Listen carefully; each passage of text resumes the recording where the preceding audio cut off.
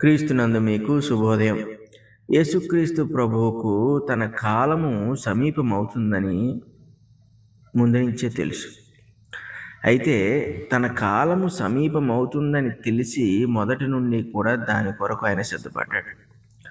ఆయన మొదటి 30 సంవత్సరాల జీవితం మనకి తెలియనప్పటికీ ఒకే ఒక్క సంఘటన 12 సంవత్సరాల వయసులో ఆయన గురించి మనం చూసుకుంటాం పరిశుద్ధ గ్రంథంలో. అయితే 30వ ఏట నుండి 3.5 సంవత్సరాలు ఆయన ఏ రీతిగా సువార్త చేసి దేవుని కొరకు జీవించాడో, ఆ 30 సంవత్సరాలు ఏ రీతిగా జీవించాడో అది మనం అంచనా వేయొచ్చు. ప్రభువు తన కాలము భూమిపై ముగింపబోచున్నది అనే సంగతిని ఎరిగి ఉన్నాడు కాబట్టి దాని ప్రకారంగా తండ్రి చిత్తాన్ని జరిగించుటకు ఎల్లప్పుడూ శిరస్సు వంచి సిద్ధపడిన వాడై దేవుని రాజ్యము కొరకు ప్రయాసపడ్డాడు.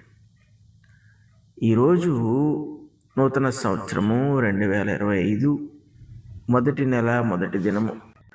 ఈ దినమున తీవ్రముగా మనము పరిశీలించవలసిన విషయం ఒకటి ఉన్నది. అదేంటంటే కాలము మనకి కూడా ముగిసిపోతుంది. మన కాలము సమీపమైతే మనం ఏం చేస్తాం?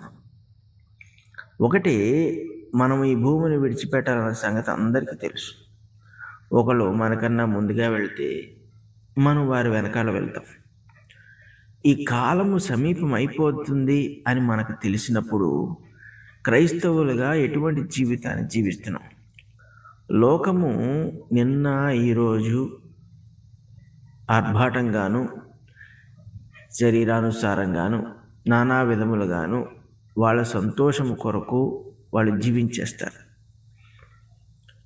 మనము అసలు ఈ నూతన సంవత్సరాన్ని ఏ రీతిగా మనం ఉపయోగించుకోవాలనుకుంటున్నాం? క్రైస్తవులుగా ఒకసారి మనం ఆలోచన చేయాలి.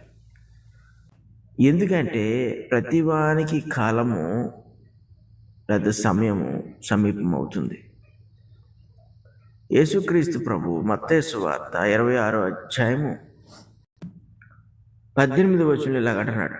అందుకు ఆయన, మీరు పట్టణమందున్న ఫలాని మనుషుని వద్దకు వెళ్ళి, నా కాలము సమీపమై ఉన్నది, నా శిష్యులతో కూడా నీ ఇంట పస్కాను ఆచరించెదరని బోధకుడు చెప్పుచున్నాడని అతనితో చెప్పుడనెను.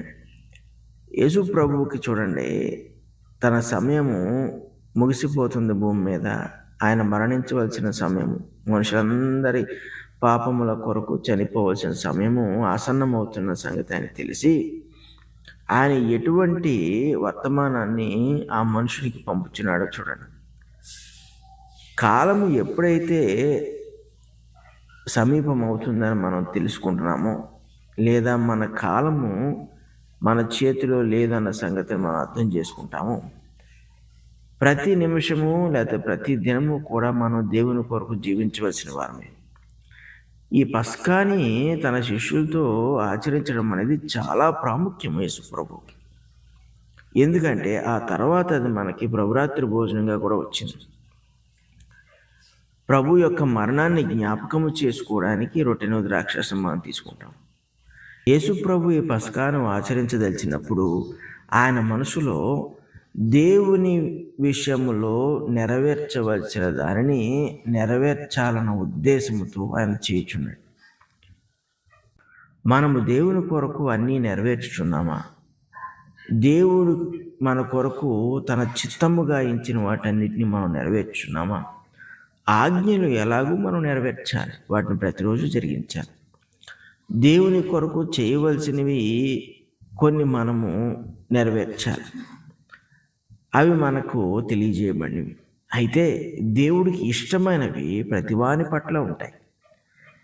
దేవుని ఉద్దేశము రక్షింపబడిన ప్రతివాని ఎడల కలిగి ఉంటాడు.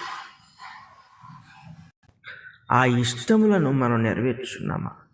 చాలామంది ఆరాధించడము, లేకపోతే దేవుని వాక్యము ప్రకటించడము, దేవుని కొరకు క్రియలు చేయడం అనే వాటి మీద మనసు ఉంచుతారు తప్ప దేవునికి ఇష్టమైన వాటిని తెలుసుకుని వాటిని జరిగించాలన్న దాని మీద మనసు ఉంచరు.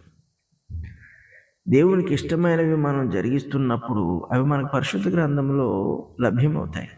మనము వాక్యమును ధ్యానించుచు ప్రార్థనాపూర్వకంగా ఉన్నప్పుడు దేవుని యొక్క మంచి ఉద్దేశాలు మనకు అర్థమవుతుంటాయి.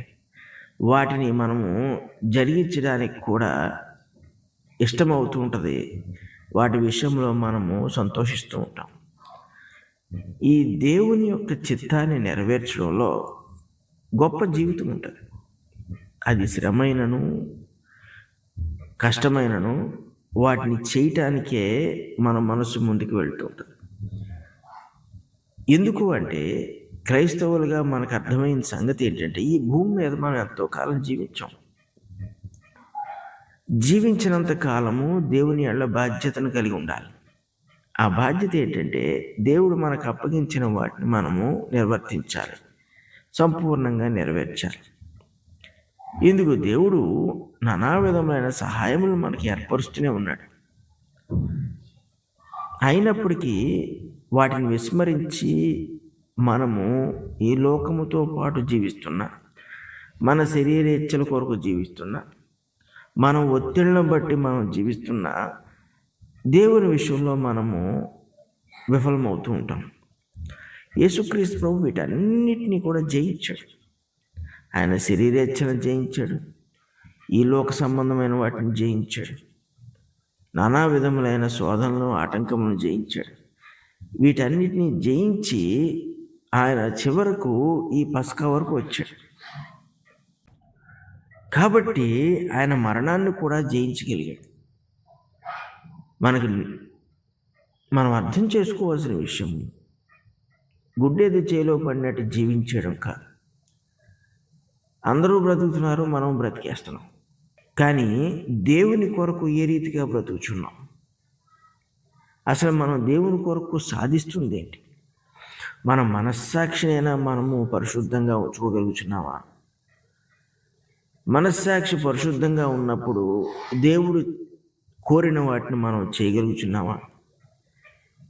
ఎందుకు అంటే, ఈ కాలము అనేది ప్రతి వానికి సమీపముగానే వస్తుంది.